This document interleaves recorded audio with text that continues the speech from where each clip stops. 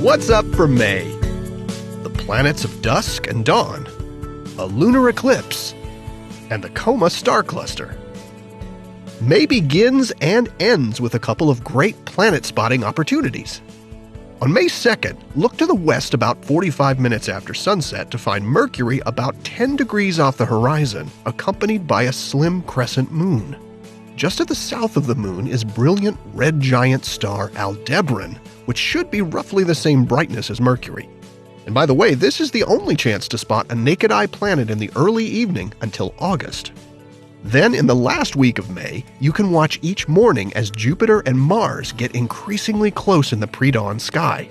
Their morning meetup culminates in a close conjunction that you can watch on the 28th through the 30th, where they'll be separated by barely the width of the full moon. Should look incredible with binoculars, where you can also see Jupiter's largest moons. Skywatchers in the Western Hemisphere can look forward to a total lunar eclipse in mid-May. The event will be visible across the Americas, Europe, and Africa, basically anywhere the moon is visible above the horizon at the time.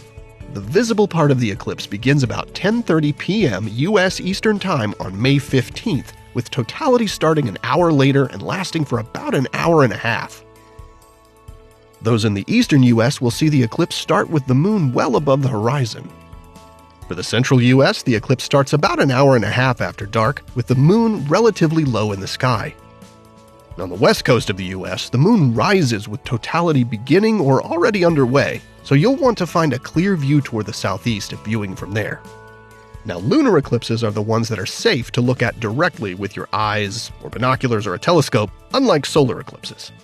The moon takes on a dim, reddish hue during the period of totality. Even though the moon is fully immersed in Earth's shadow at that time, red wavelengths of sunlight filter through Earth's atmosphere and fall onto the moon's surface. One way to think of this is that a total lunar eclipse shows us a projection of all the sunrises and sunsets happening on the planet at that moment. So check your local details for this eclipse and find lots more eclipse info from NASA at the address on your screen. Finally in May, a really nice target for binoculars, the Coma star cluster. This loose, open star cluster displays 40 or 50 stars spread over a region of sky about 3 finger widths wide. The brightest stars in the cluster form a distinctive Y shape as seen here. The Coma star cluster is located about 300 light-years away, making it the second closest open cluster to Earth after the Hyades cluster in Taurus. To find the Coma star cluster, look southward for the constellation Leo. It can be easiest to start from the Big Dipper toward the north and use the 2 pointer stars on the end, which always point you toward Leo. Once you've identified Leo, the Coma star cluster is about 15 degrees to the east of the triangle of stars representing the lion's hindquarters. It's relatively easy to find with binoculars, even under light-polluted urban skies, as long as it's clear out. So here's wishing you clear skies for finding the Coma star cluster and any other wonders you discover in the night sky in May. Here are the phases of the moon for May. Stay up to date with all of NASA's missions to explore the solar system and beyond at nasa.gov.